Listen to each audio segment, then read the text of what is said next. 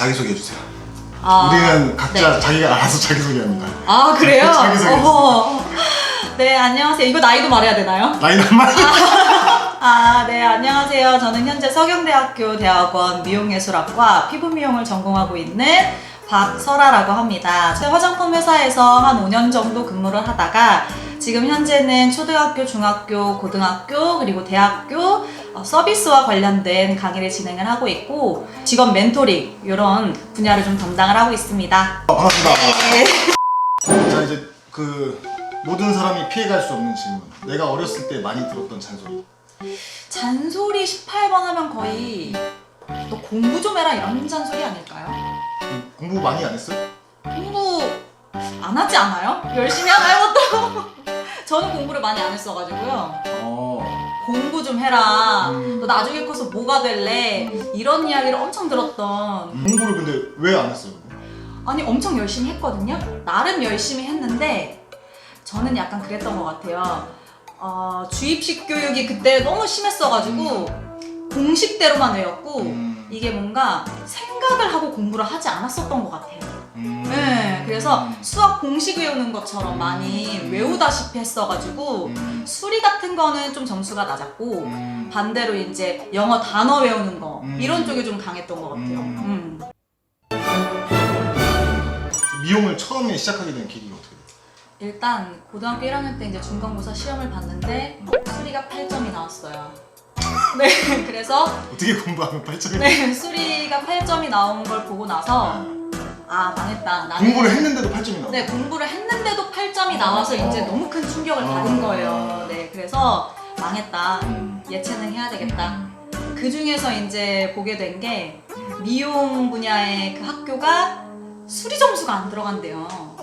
네, 그래가지고 이제 미용 쪽을 해야 되겠다라고 생각을 했는데 미용도 뭐 헤어, 메이크업, 네일아트 엄청 많잖아요, 분야가. 생각을 해봤는데 그때 당시에 저는 화장을 엄청 하고 다녔었던 것 같아요. 고등학교 때. 고등학교 1학년 때 화장을 좀 많이 하고 다녔어가지고 화장에 좀 관심이 있나 보다 내가 이 생각을 하고 이제 메이크업을 하기 시작을 했어요. 그럼 그 당시에 학원을 이렇게 바로 학교에서는 안 가르쳐주잖아요. 그쵸. 학교에서 그때는 저희가 또 뭐 예술 이런 쪽을 하는 학교가 아니고 공부하는 학교였기 때문에 전혀 예체능과는 거리가 멀었고 야자까지 했거든요, 저희는. 지금은 야자가 있는지 모르겠는데 지금은 많이 없어진 걸로 알고 있는데 야자까지 했음에도 불구하고 수리가 8점이 나왔다. 그러니까 이제 심각한 거예요. 진짜 적성에 안 맞는 사람이 있나 보다. 진짜 아니었던 거예요, 저는. 근데 지금 대학원도 다니고 있는데 약간 네. 그냥 공부 안 하는 거 아니에요? 그 당시. 공부를 정말 열심히 했거든요. 근데 이게 대학원이 꼭 수리가 1등급 나와야지 꼭 가는 건 아니더라고요. 수학만 잘 못했어. 수학만. 아니 다른 것도 당연히. 자, 그럼 그 당시에 내가 미용을 시작하겠다고 했을 때 부모님 반응이 어땠어요? 일단은 그때 미용을 하려고 하면 굉장히 고가의 분야였어요. 그때는 그래서 한 300만 원에서 한 380만 원 정도 재료값이 굉장히 비쌌기 때문에 우선 한 달에 생각을 하셨던 것 같아요. 금전적인 부분 때문에 한 달 정도 지원해주겠다. 그냥 한 달 동안 이제 생각을 하신 거예요. 얘를 미용을 한 달? 시켜야 될까 안 시켜야 될까 생각을 하시다가 이제 제가 얘기를 했어요. 이걸로 끝을 보겠다. 한번 보여주겠다. 본때를 네, 보여주겠다. 제가 이제 성인이 미용 돼서도 분야에서 세계 최고가 되겠다. 왜냐면 그때 수리를 너무 하기 싫었거든요. 어떻게 해서든 부모님이 저를 미용을 하시게끔 유도를 했어야 되기 때문에 제가 이걸로 끝장 보겠습니다. 시켜주세요. 해서 이제 시켜주게 됩니다. 그럼 부모님께서. 부모님이 적극적으로 밀어주셨네요, 그러면? 그쵸. 반대는 하지 않으셨어요. 지금 내가 그 당시 미용을 선택한 거를 후회 안 해요? 후회는 안 해요. 근데 아쉬움은 있어요. 어떤 아쉬움? 그러니까 내가 그때 이제 한 미용을 한 13, 14년 정도 쭉 그 길을 걸어왔는데 다른 분야를 조금 한번 체험을 해봤으면 내가 지금 미용 말고 다른 걸 또 하고 있지 않을까 이런 아쉬움? 근데 후회는 없어요. 그 당시 내가 고등학교 시절에 네. 미용 말고 또 다른 공부는 거. 잘 못했지만 잘 싫었지만 미용 말고 다른 분야를 내가 알았더라면은 또 다른 분야를 선택할 수 있었을 텐데 그쵸. 이런 네. 생각. 그런 고민을 하는구나. 네. 그럼 그 당시에 그런 얘기들을 이제 해줄 수 있는 어른들이 있었으면 좀 좋았겠네요. 그쵸. 근데 없었어요. 그죠. 네. 다시 근데 저도 어릴 때 막 진로에 대해서 상담해주고 그런 어른들이 주변에 많이 없었던 것 같아요. 맞아요. 그게 없었어요. 너무 좀 아쉬운 부분인데. 맞아요.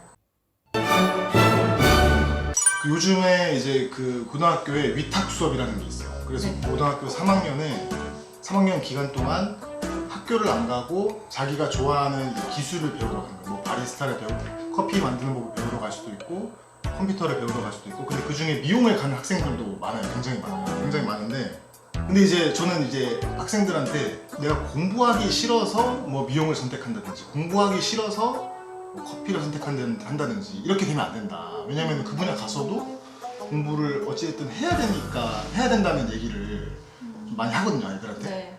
그래서 개인적으로 미용을 하면서 내가 얼마나 공부해야 되는지 이 미용 분야에서 일을 하기 위해서는 얼마나 공부해야 되는지를 한번 좀 얘기해 주면 좋을 것 같아요. 지금 대학원도 다니시니까. 맞아요. 네. 미용을 한다 그러면은 옛날 인식이 너 공부 안 하는구나. 이렇게 많이 했었단 말이에요. 그런데 지금 보면요. 미용과 들어가려는 대학교 평균 커트라인을 보면 기본 1, 2등급은 해야 돼요. 아 그렇게 높아요? 엄청 높고요. 지금 저 때 그 뭐 8점은 탭도 없어요. 탭도 없고요.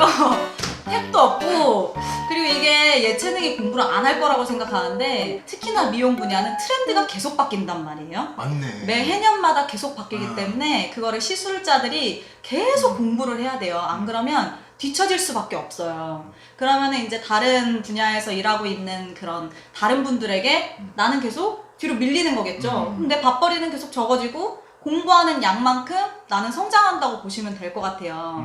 저도 이제 고등학교 1학년 때부터 사실 뭐 수학 때문에 처음에 시작을 하기는 했지만 제가 지금 30대거든요.